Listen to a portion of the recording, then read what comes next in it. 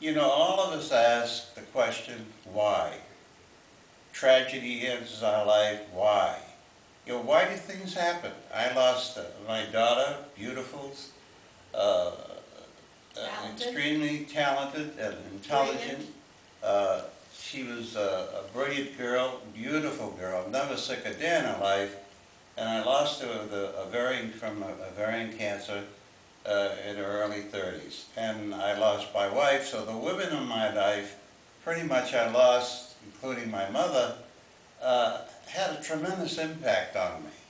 And it's very difficult because to understand why things happen.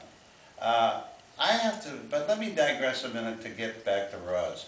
You know, what I feel that this book, and it's, as I say, it's been extremely successful.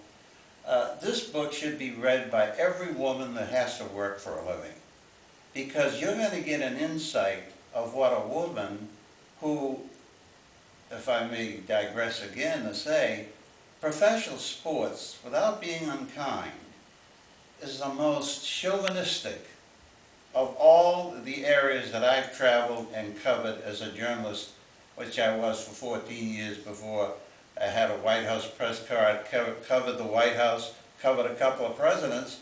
But before I got into that field of endeavor, professional sports, which we covered together, uh, football, racing, hockey, and baseball. Now, you know, Roz was really the pathfinder for women in sports. She's done extremely well, but she came from a phenomenal background with her parents. True, she came from a more affluent background than I did. I was born very poor, but I learned a lot being poor. I didn't know I was poor. I mean, the thing is that we were all happy. We were taught that integrity, truth, character, those were the essentials of life. And so when I was catapulted through no fault of my own, I was very fortunate, somebody opened the door for me, and when I was catapulted into the executive uh, uh, arena, so to speak, as president and chairman of the board of not only the Pittsburgh Penguins hockey team, but Louisiana Downs and Bossier City, Louisiana, and Green Mountain Racetrack in Pownell, Vermont. And then, of course, when we worked one-on-one and we helped purchase for the owner the San Francisco 49ers football team. I mean, we've worked always one-on-one. In other words, with the entities that we got involved with, we made an agreement.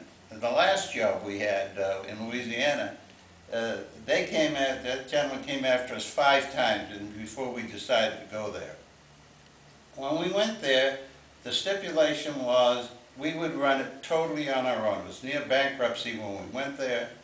And when we, after 8.5 years, made it the most successful net money-making racetrack in America, and the 3rd largest racetrack in the country next to Santa Anita in California, and Aqueduct in New York, Saratoga Aqueduct in New York. So we've done extremely well, but let me tell you, Roz gives me a lot of credit, but I have to tell you, not only, as I said earlier, giving her credit for the book, but she had many facets to her character. I didn't hire. I mean, I can't take credit for that. She was hired by the gentleman who owned Green Mountain Racetrack in Pownell, Vermont, and I got to know her. I had to prove her hiring, but he selected her.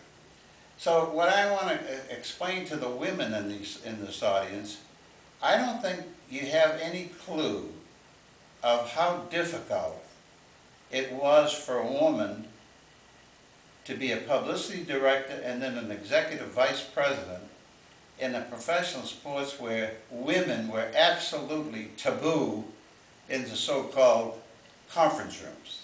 Yeah, they could work doing color. You know, I'm sure you've seen them in the football in the halftime, you know, interviewing an athlete. That's fine, but don't move them above that strata. So what I've always said about Roz was that she designed the places that we got involved in.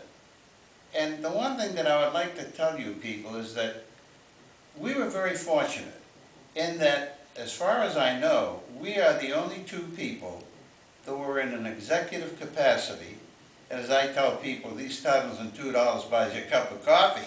But the thing is, to be in that strata where we sign players like Joe Montana and all these athletes for, multi-millions of dollars.